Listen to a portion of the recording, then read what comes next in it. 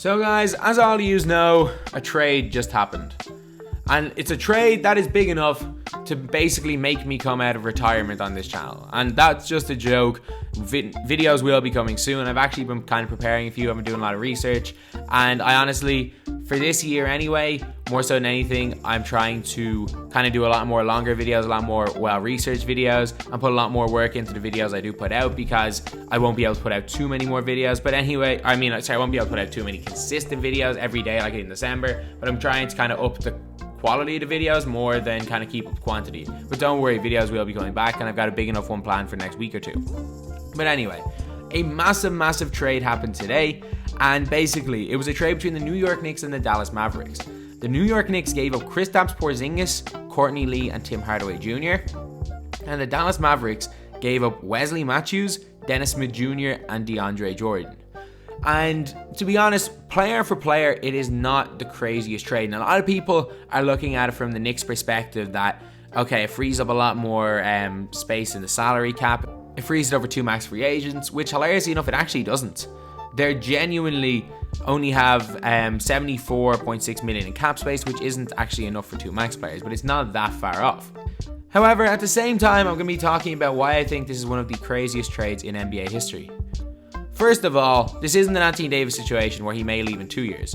KRISTAPS is going to be a restricted free agent. The New York Knicks, if they wanted to, can match any offer they want for KRISTAPS Porzingis. He's a restricted free agent. If they want him to be a Knick for the next 5 years, he's going to be a Knick for at least a couple of those years. Secondly, he kind of just, from what I could read, hinted that he'd rather be traded. And I honestly, there was no public trade. The man does no send me to LA or nowhere. And there's one kind of crazier thing that not a lot of people have talked about, is that this deal realistically could have been made at the end of this season.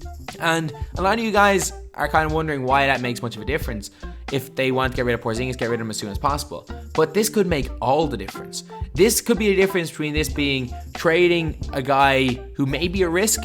Porzingis could be an all-time great. He also could never recover from the knee injury, so that's a little bit of a risk. So I'm not that against them trading Porzingis, especially for the package they got back. It's just when they did it, it's just nuts.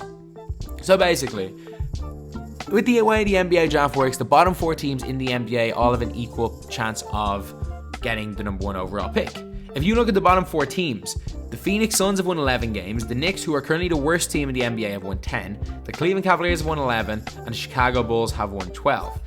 All of these teams, to be honest, it actually benefits them to lose, especially because one of those teams is not going to have an equal chance of getting the number 1 overall pick. However, what the New York Knicks have done is made themselves significantly better.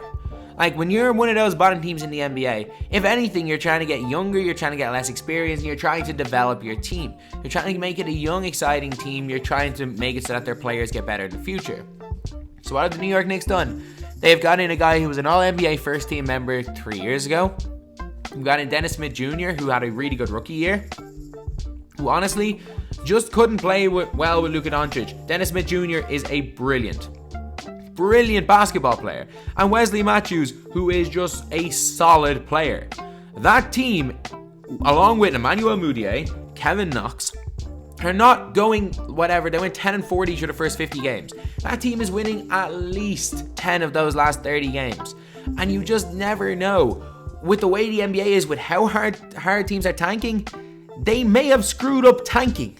The Knicks may have screwed up the one little bit of light they had, the one glimmer of hope that they were going to get Zion. They may have screwed that up as well with this trade. This does not make sense. I just don't understand what the New York Knicks were thinking.